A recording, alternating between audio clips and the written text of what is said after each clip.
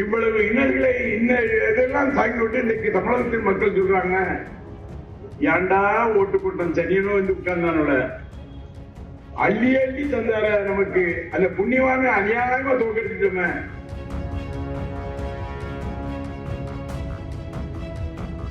தூத்துக்குடி தெற்கு மாவட்டத்தில் இருக்கின்ற உள்ளாட்சி மன்ற தேர்தலில் ஒரு தொகுதியை ஜெயிச்சிருக்கா, ஜெயிச்சிருக்கா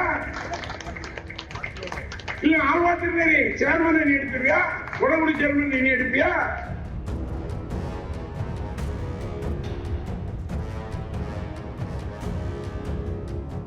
தமிழ்நாட்டுல எல்லாமே சேஞ்ச் ஆயிடுச்சு. உங்க நகையையும் சேஞ்ச் பண்ணுங்க. உங்க பழைய நகைக்கு கிராமுக்கு 150 ரூபாய் கூடுதலா வாங்கி புது நகை எடுத்துக்கோங்க.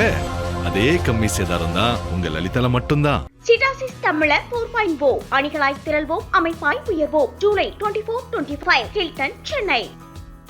மாவட்ட கழகத்தினுடைய செயலாளரும் திருச்செந்தூர் சட்டப்பேரவை உறுப்பினரும் முன்னாள் அமைச்சருமான நலத்திட்ட நாயகன் அண்ணாச்சி அனிதா ஆர் ராதாகிருஷ்ணன் அவர்கள் சிறப்புரையாற்றுவார்கள்.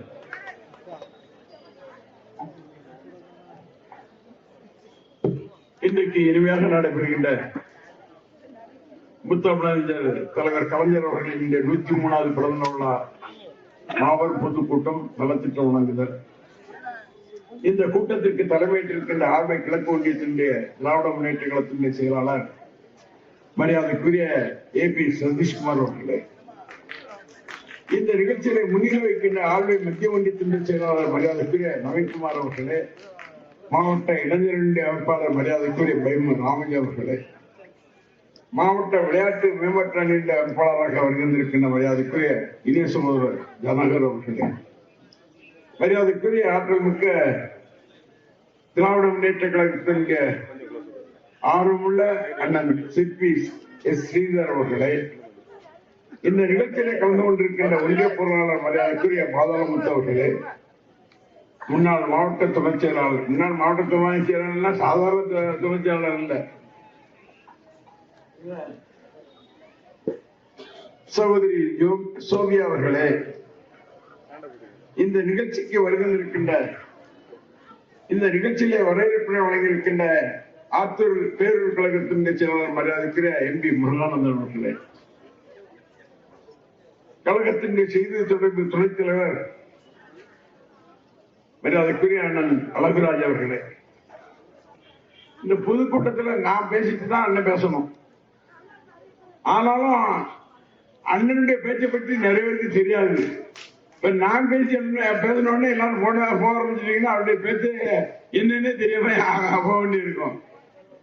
அப்படி அற்புதமான பேச்சாளர் அன்றைக்கு காளிமுத்து அண்ணன் மரியாதைக்குரிய அண்ணன் காளிமுத்து அவர்கள் எப்படி பேசினார்களோ அதுபோல முழு நேரம் பேசினால் சிறப்பாக பேசக்கூடிய மரியாதைக்குரிய அண்ணன் மருது அழகுராஜ் அவர்களே, தலைமையகத்தின் பேச்சாளர், வெகு சீக்கிரத்திலே நம்முடைய கழக தலைவராக இருக்கின்ற மரியாதைக்குரிய அண்ணன் தளபதியினுடைய மாநில பொறுப்பை ஏற்பார் என்று எண்ணுகின்ற வகையில் இங்கு வருகின்றிருக்கின்ற மரியாதைக்குரிய ஜி சரத்பால் அவர்களே, இந்த நிகழ்ச்சியிலே கலந்து கொண்ட வகையிலே விஜய் அப்படி இப்படி ஓடினாரு, ஆனா அவன் காரையே மடக்கினாப்ல.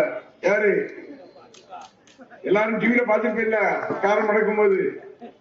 அந்த வகையிலே இங்கே சிறப்பாக பயிற்சி அமர்ந்திருக்கின்ற அஜிதா கனல் அவர்களை, மரியாதைக்குரிய கழக வர்த்தகனுடைய இணைச் செயலாளர் SR சுமரிசிங்கர் அவர்களே, கழக மகளிருடைய பிரச்சார குழுவினுடைய செயலாளராக வருகின்றிருக்கின்ற ஜெஸ்ஸி பொன்ராணி அவர்களே, தலைமை கழகத்தின் வழக்கறிஞராக வருகின்றிருக்கின்ற SS மனோஜ் அவர்களே, மரியாதைக்குரிய சகோதரி பிரம்மசக்தி அவர்களே, தலைமை செயற்குழு உறுப்பினராக வருகின்றிருக்கின்ற மரியாதைக்குரிய அண்ணன் மாடசாமி அவர்களே, மாவட்ட கழகத்தினுடைய அமைச்சராக வருகின்றிருக்கின்ற அருணாச்சல் அவர்களே, மாவட்ட துணைச் செயலாளராக வருகின்றிருக்கின்ற இனிய சகோதரர் ஜெயக்குமார் ரோமன் அவர்களே, மாவட்ட கழகத்தினுடைய துணைச் செயலாளராக வருகின்றிருக்கின்ற ஆர்மை பெருமாள் அவர்களே, மாவட்ட கழகத்தினுடைய துணைச் செயலாளராக வருகின்றிருக்கின்ற திருமதி சகோதரி ஜெயந்தரகம் பிரேமா அவர்களே, இந்த நிகழ்ச்சிக்கு வருகின்றிருக்கின்ற உடன்குடி கிழக்கு ஒன்றியத்தினுடைய செயலாளர் மதன்ராஜ் அவர்களே,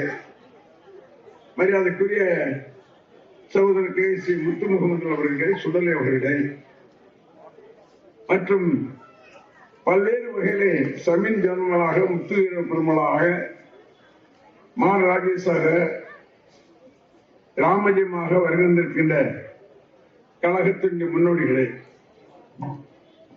மற்றும் இன்றைக்கு குறிப்பாக சொல்ல வேண்டும் என்று சொன்னால், இந்த நிகழ்ச்சியிலே மாவட்ட துணை அமைப்பாளராக வருகின்றிருக்கின்ற கே எஸ் கோபி அவர்களே, நன்சன் அவர்களே, அன்னம்பிரியாள் அவர்களே, மாதாக்கரை முத்து அவர்களே, எம்ஜிஎஸ் அவர்களே, நசீர் அவர்களே, எம்பி மாணிக்கநாதன் அவர்களே, இளைஞரின் அமைப்பாளராக வருகின்றிருக்கின்ற மரியாதைக்குரிய இணைய சகோதரர் சுந்தர் அவர்களே, தலைவர் கழகத்தினுடைய ஆற்றல் மிக்க பேச்சாளராக வருகின்ற சிறப்பு பெற்றிருக்கின்ற உடனடி தனபால் அவர்களே, அண்ணன் பாலசுப்ரமணியன் அவர்களே, குழந்தைவேல் அவர்களே, குழந்தை மகாராஜன் அவர்களே, சிந்து பாலகிருஷ்ணன் அவர்களே, மற்றும் ஆழ்வை கிழக்கு ஒன்றியத்தின் நிர்வாகிகளாக, ஒன்றிய செயற்குழு உறுப்பினராக, ஆழ்வை கிழக்கு ஒன்றியத்திலே இளைஞரின் செயலாளராக மரியாதைக்குரிய ஆற்றல் மிக்க வழக்கறிஞர் தினேஷ் அவர்களே, அருண் அவர்களே, இசக்கி ராஜா அவர்களே, இந்திய ராம்குமார் அவர்களே, ஆழ்வை கிழக்கு ஒன்றியத்தின் அமைப்பாளராக வருகின்றிருக்கின்ற இயக்க முன்னோடிகளே, ஆத்தூர் பேரூர் நிர்வாகிகளாக வருகின்றிருக்கின்ற இயக்க முன்னோடிகளே, ஆத்தூர் பேரூர் வார்டு கழக செயலாளராக வருகின்றிருக்கின்ற வார்டு செயலாளர்களே, ஆத்தூர் பேரூர் இளைஞரின் செயலாளராக வருகின்றிருக்கின்ற இனிய சகோதரர்களே, ஆத்தூர் பேரூர் அணியின் அமைப்பாளராக வருகின்றிருக்கின்ற இனியவர்களே, மற்றும் பல்வேறு வகையிலே கிளைக்கழக செயலாளராக இங்கே வருகின்றிருக்கின்ற இயக்க முன்னோடிகளே, ஏனைய பெரியவர்களே, தாய்மார்களே, வியாபார பண்பர்களே, பத்திரிகையாளர்களே, உங்கள் அத்தனை பேருக்கும் என்னுடைய முதற்கு நன்றிகளை வணக்கத்தை தெரிவித்துக் கொள்ள கடமைப்பட்டிருக்கின்றோம். நேற்றைய தினம் சட்டமன்றத்திலே சகோதரர் அசாப் வந்திருக்காரு, ஜேபி வந்திருக்காரு, கிருபாரன் வந்திருக்காரு அவர்களே, மற்றும் நேற்றைய தினம் நாங்க சட்டமன்றத்தில் முதல்ல இவன் நடிகர் கட்சியை சேர்ந்த அவரை முதல்ல பேச சொன்னாங்க, அவன் பேசினான். ரெண்டாவது பேசினது யாருன்னா நம்ம முன்னாள் டிரான்ஸ்போர்ட் மினிஸ்டர் மரியாதைக்குரிய சிவசந்திரன் அவர்களே பேசினாரு. அவருடைய பேச்சை கண்டு ஓதர ஆரம்பிச்சுட்டாங்க எதிரிகள். சட்டமன்றத்தில் முதலமைச்சர் மூஞ்சி அப்படி தொங்க போட்டுக்கிறாரு, மற்றவெல்லாம் என்ன பதில் தெரியல. இன்னைக்கு கவர்னர் உரையிலே இந்த பாடம் சொன்னா, அடுத்து இன்னைக்கு பட்ஜெட் கூட்டத்தொடர் வருகின்ற போது ஒவ்வொருத்தரும் துண்ட காலம் துணிய காலம் ஓட போறதான் இருக்கும். அதுபோல மரியாதைக்குரிய ஆசிரியர்கள் பேசுகின்ற போது அலற விட்டாரு. அலற விட்டது மட்டுமல்ல, முதலமைச்சர் மூஞ்சிக்கு நேரம் கைவிட்டு வாய் திறந்து பேச மாட்டியா முதலமைச்சர் கேட்டாரு. அவருக்கு ஒண்ணும் இல்லை, என்னடா நம்மளை கேட்கறதுக்கு பேர் இருந்தாங்களே, நம்ம வந்து மாட்டிக்கிட்டோமே, நம்ம எப்படி ஜாலியா நடிகையோட வீட்டுல ஜாலியா இருந்தோம், நம்மளை கொண்டு மாட்டி விட்டாங்களே, உட்கார வச்சுட்டாங்களே அப்படின்னு சொல்லி அவர் தவிர்க்கின்ற அவருடைய மனதில் நான் வியாபாரி, ஒரு வியாபாரி கடைக்குள்ள நுழையும் போதே அவர் கடன் வாங்க வர்றாரா பணத்தோட வர்றாங்கிறது எனக்கு தெரியும். அதுபோல சட்டமன்றத்தில் பார்க்கின்ற போது ஒரு முதலமைச்சர் முடிக்கிற முடிய வச்சே ஆனா பாவமே என்னை மாட்டி விட்டுட்டீங்களடா அப்படின்னு அவன் கெஞ்சிற நிலைய நான் உணர முடிஞ்சு. இன்னைக்கு இளந்தலைவராக இருக்கின்ற மரியாதைக்குரிய உதயநிதி ஸ்டாலின் அவர்கள் அந்த கர்நாடகாவிலே கொண்டு வருகின்ற நிலைகளை நீக்கின்ற வகையில் கொண்டு வந்த தீர்மானத்தை எதிர்த்து பேசுகின்ற போது அவர் பேசுகின்ற பேசி ஒவ்வொன்றும் மணிமணியாக அவர் முடிக்கிறான். ஏன்னா வந்தோம் நம்ம இவை எதிர வந்து முடிக்க வந்துட்டோமே அப்படின்னு முடிக்க விட்டாரு. இன்னைக்கு திங்கட்கிழமை திரும்ப கவர்னர்களுக்கு நன்றி தெரிவிக்கின்ற கூட்டம் இருக்கு. அந்த கூட்டத்தில் நம்முடைய இளந்தலைவர் அவர்கள் பேச போறாரு. அவர் பேசுகின்ற போது முதலமைச்சருக்கு எழுதி கொடுத்திருப்பாங்க, அதை வாசிக்கிறதே கஷ்டப்பட்டு வாசிப்பாரு. இதுதான் முதலமைச்சருடைய கதை. இன்னைக்கு எந்த மந்திரி என்னன்னு சொல்ல முடியாது. எம்எல்ஏக்களை பத்தி கூட சொன்னா நல்லா சொல்லலாம், சிறுவண்ட எம்எல்ஏ பத்தி நல்லா சொல்லலாம். என்ன கற்பழிப்பு கேஸ், என்ன லாட்டரி சீட்டு, என்னதுங்கிற புள்ளியோரமா சொல்லலாம். அதுக்கு தனி மீட்டிங் வச்சு விடுவோம். அது சரத்பாலா இல்ல வேற என்னது தனபால் கிட்ட விட்டுருவோம். அதை இப்படி இன்னைக்கு குறிப்பாக சொல்ல வேண்டும் என்று சொன்னால், இவ்வளவு இன்னல்களை இதெல்லாம் தாங்கி விட்டு இன்னைக்கு தமிழகத்தின் மக்கள் சொல்றாங்க, ஏண்டா ஓட்டு போட்டோம் சனியனோ வந்து உட்கார்ந்தானோட அள்ளி அள்ளி தந்தார நமக்கு அந்த புண்ணியமான அநியாயமா தோக்கடிச்சிட்டோமே.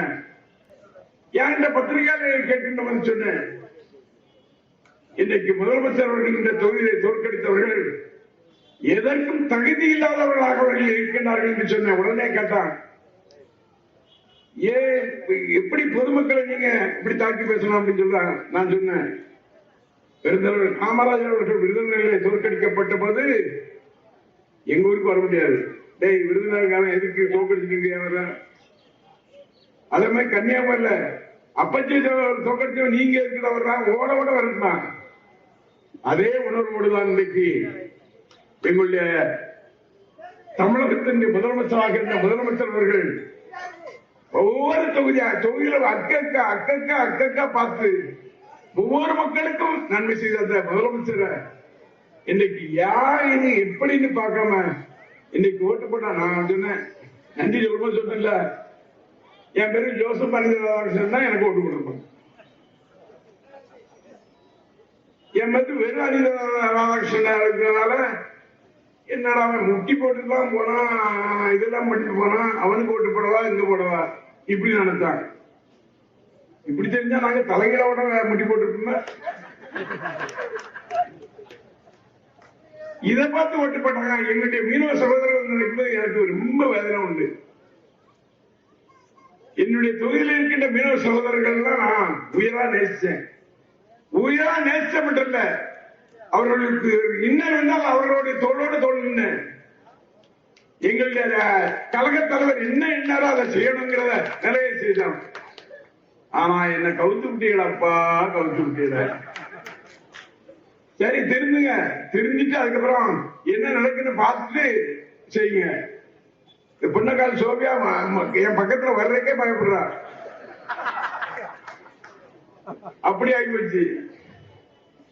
மணப்பாடுல எங்க சகோதரர் ஜெகன், பில்லா ஜெகன் புசிக்கு புசியானதுக்கு சிம்மச்சப்பனம், புசியானதுக்கு சிம்மச்சப்பனம் சொன்னா ஜெகனுடைய தங்கச்சிங்கிறதுனாலதான் அஜிதாகனர் க்ளோஸ்.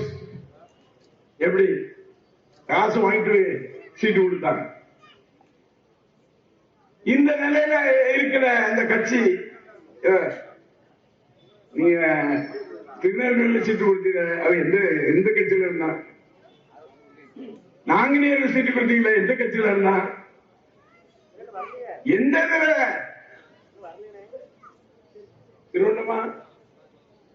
திருவண்ணாமலை ஏடிஎம்கே தான் இருந்தாலும் சரி. அண்ணாச்சி சபாநாயகரே இருந்தாரு, அப்படியா? இருந்தாரு. சரி ரைட், அது வேண்டாம். உங்களுக்கு இந்த பொருள் எல்லாம் கொடுக்க வேண்டியிருக்கு. அண்ணா சதீஷ் அண்ணன் எல்லாருக்கும் கொடுக்கணுங்கிறக்கா வாங்கி வச்சிருக்காரு. அது கொடுக்க காத்திருக்க தலைவர்கள் முடிச்சுட்டு இருக்க கூடாது. நான் ஒரு சவாலாக இந்த கூட்டத்தில் சொல்றேன். தூத்துக்குடி தெற்கு மாவட்டத்தில் இருக்கின்ற உள்ளாட்சி மன்ற தேர்தலில் ஒரு தொகுதியை ஜெயிக்கிறியா? நீ யாராவது ஜெயிக்கிறியா? இல்ல ஆழ்வாத்திரி சேர்மன் நீ எடுத்துருவியா? உடம்புடி சேர்மன் நீ எடுப்பியா? திருச்செந்தூர் சேர்மன் எடுப்பியா? திருச்செந்தூர் நகராட்சி தலைவரை எடுப்பியா? என்னை பாதுகாத்த காயமா நகருடைய அந்த பகுதியை நீ எடுப்பியா? சிறுவண்டத்தை எடுப்பியா? எதையும் எடுக்க முடியாது. உள்ளாட்சி மன்ற தேர்தல் வருகின்றது. ஒவ்வொருவரையும் ஓட ஓட விரட்டுகின்ற பணிகளை நம்முடைய இயக்கத்தின் சகோதரர்கள் செய்வார்கள் என்பது நமக்கு தெரியாதா? உள்ளாட்சி தேர்தல் மட்டும் இல்ல, இடைத்தேர்தல் வருது. இடைத்தேர்தல் அங்க எஸ்ஐக்கு சுப்பையா நிப்பாரா? அவர் இப்பவுமே கால்கை ஆடி கிட்டு ஆடி போயிருக்காரு. தொகுதி முழுக்க ஓட்டிட்டான், 100 கோடியை வாங்கிட்டு ஓடிட்டான்னு சொல்லி அவனை தேடிக்கிட்டே இருக்காரு. இதுக்கிடையில நான் மரியாதைக்குரிய அண்ணன் காளிமுத்து அவர்களோடு நெருங்கி பழகிய சகோதரர். அவருடைய குடும்பம் 2ஆக இருந்தாலும் 2 பேரும் அங்கு டேவிட் அண்ணாவதாக இருந்தாலும் சரி, இன்னைக்கு சீமான் அவர்களுடைய மனைவியாக இருக்கின்ற சகோதரராக இருந்தாலும் சரி, அத்தனை பேரோடு பழகினவர். அந்த வகையிலே மரியாதைக்குரிய என்னுடைய சகோதரிக்கு சீர்வரிசை கொண்டு போனேன்னு சொன்னா என்னென்ன உண்டா அத்தனையும் செய்து இந்த காராமசம் நாளைக்கு தான் வருது, ராமநாதபுரத்துல இருந்து வருது. அத சென்னை கிளம்ப போறோம். அதை செய்தோம். என்கிட்ட ஒருத்தர் கேட்டாரு, எப்பா அவரு என்னன்னா கலைஞர் இதை உடைப்பேங்கிறாரு, பெரியார் இதை உடைப்பேங்கிறாரு, அவருக்கு போய் சீர்திருத்தம் பண்ணி போறேன்னு கேட்டாரு. நான் சொன்னேன், என் தங்கச்சிக்கு கொண்டு போறேன்னு சொன்னா இன்றைக்கு இந்த திமுகவையே ஒழிக்கணும் நினைக்கிற வைகோ அன்றைக்கு தமிழகத்தின் முதலமைச்சர் இருந்த கலைஞர் அவர்கள் மனைவி எங்களுடைய வெள்ளச்செல உடுப்பான்னு சொன்னார வைகோடைய கட்சி சேர்ந்தவர்கள், அவனும் எங்க கூட்டணி சேர்ந்துட்டு இருக்கான். இதை பற்றி பேசுறீங்களே நான் கேட்டேன். வாயை பொத்திக்கிட்டாங்க. பெரிய ஆளு திகாவில். அவனவனுக்கு உரிமை உண்டு. அவனவனுக்கு இந்த எண்ணங்களை நிறைவேற்றுகின்ற பணிகளைத்தான் செய்யும். அந்த வகையிலே இந்த கூட்டத்துக்கு வருகின்ற உங்கள் அத்தனை பேருக்கும் என்னுடைய மனமார்ந்த நன்றி சொல்லி, தேர்தல் காலம் வருகின்ற போது, உள்ளாட்சி மன்ற தேர்தல் வருகின்ற போது இங்க இருக்கின்ற அத்தனை வாழ்லையும் நம்ம தான் ஜெயிக்க போறோம். ஒரு எங்க வேணாலும் சரி, சில மோடிக்கு நம்ம போனவொடனே கட்சி அழிஞ்சுன்னு நினைக்கிறான். காளிமுத்தனை சிறப்பா சொல்லுவாரு, யானை மேல குருவி உட்காரும், யானை நடந்து போயிட்டே இருக்கும். அந்த குருவி ஒண்ணு பறந்து போயிட்டு நான் இருந்ததே பறந்தனா உங்களுக்கு தெரியுமான்னு கேட்கும்போது சொல்லுவாங்க, யானை சொல்லுமா, நீ இருந்ததும் தெரியாது பறந்ததும் தெரியாது. அதனால எவன் போனாலும் அந்த கட்சி இயக்கத்தை எந்த கொம்பனால வசிக்க முடியாது என்ற வரலாறை படைப்போம். அவன் ஜெயிச்சா பார்ப்போம். இந்த கட்சி போனவன் ஜெயிச்சுட்டா பார்ப்போம். ஒருத்தன் ஜெயிச்சுட்டா பார்ப்போம். ஒரு சில வார்டு கவுன்சிலர் ஜெயிச்சுட்டா பார்ப்போம். அந்த வகையிலே தேர்தல் காலத்தை காண்போம். நம்முடைய தளபதியின் கரத்தை வலுப்படுத்துவோம். நம்முடைய இளம் தலைவராக இருக்கின்ற மரியாதைக்குரிய உதயநிதி அவர்களுடைய கரத்தை வலுப்படுத்துவோம். நம்முடைய பாராளுமன்ற உறுப்பினருடைய கரத்தையும் வலுப்படுத்துவோம். அந்த வகையில வருகின்ற உங்கள் அத்தனை பேருக்கும் நன்றி. இந்த கழகத்தை எந்த கொம்பனாலும் அசைக்க முடியாது, அவசிக்க முடியாது என்பதை நான் தெரிவித்துக் கொள்வதோடு, எனக்கு வாக்களித்தவங்களுக்கு ஏற்கனவே நன்றி சொல்லிட்டேன். 7 தடவை என்ன ஜெயிக்க வச்சவங்களுக்கு நன்றி சொல்லிட்டேன். எல்லாருக்கும் நன்றி. அதிலும் குறிப்பா சொல்லணும்னா என்னுடைய இஸ்லாமிய சகோதரர்கள், இன்னைக்கு என்னுடைய தலித் சகோதரர்கள், இவங்கெல்லாம் என்ன நேசித்தாங்க. காயப்பட்டதுல மட்டும் 10,000 ஓட்டு கூட. அனைத்து சமுதாயம் அந்த ஓட்டு போட்டாங்க. ஆனா தெரியாம கொஞ்சம் என் மகன் சொன்னாங்க, பிள்ளை சொன்னான்னு ஓட்டு போட்டு மாற்றி போட்டாங்க. இனிமே அப்படி போட மாட்டாங்க. யாரு இந்த மக்களுக்கு உதவுவார்கள் என்பதை புரிந்து கொண்டு வாக்களிப்பார்கள். வெல்வோம். எவர் வந்தாலும் அஞ்ச மாட்டோம், எவருக்கும் அஞ்ச மாட்டோம் என்று சொல்லி நன்றி கூறி விடைபெறுகின்றேன். நன்றி, வணக்கம்.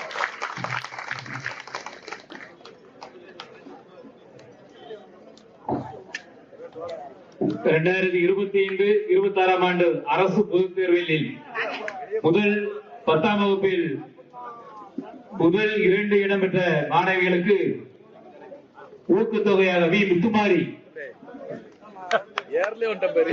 2ஆம் இடம் பெற்ற உமா அனுஷ்கா,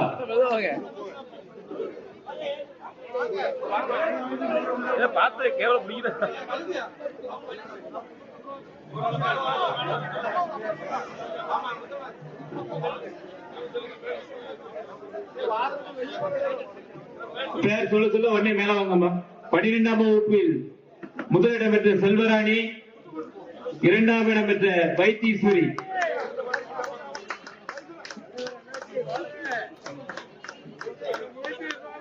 அடுத்ததாக தையல் இயந்திரம்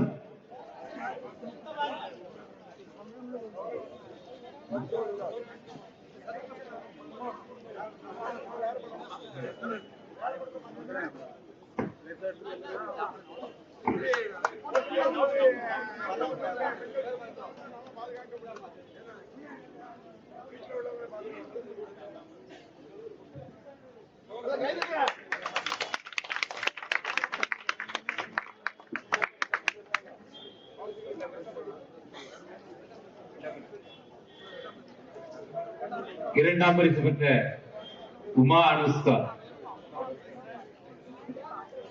12ஆம் வகுப்பில் முதலிடம் பெற்ற செல்வராணி. 2ஆம் இடம் பெற்ற வைத்தீஸ்வரி.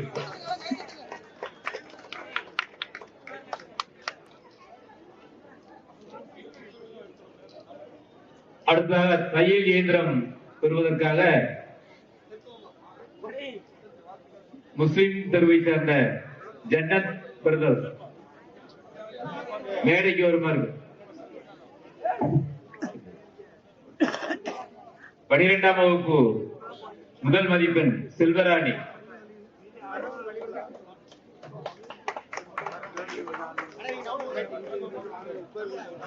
2ஆம் இடம் வைத்தீஸ்வரி.